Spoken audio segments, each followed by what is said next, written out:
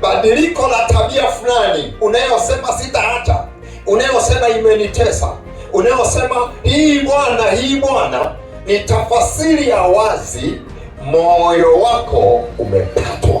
Kujitoa kwa Bwana bila kulalamika, unafanya kitu bila kulalamika, ni matokeo ya moyo kufikiwa.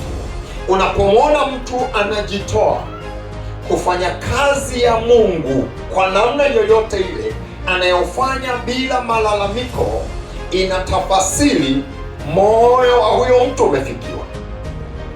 Vinginevyo, kama unamwona mtu anafanya lakini nyuma ana malalamiko, anataka watu wamsaidie, anataka watu waende na yeye, wasipokuwepo haendelei, itafasiri moyo haujafikiwa.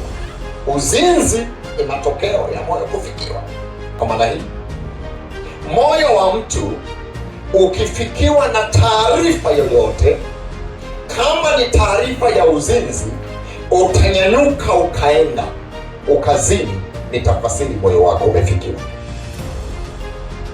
Kinachokubadilisha ni kile kilichoingia kwenye eneo la akili na kujadiliwa kwa muda mrefu. Wewe ni matokeo ya kile kilichoingia.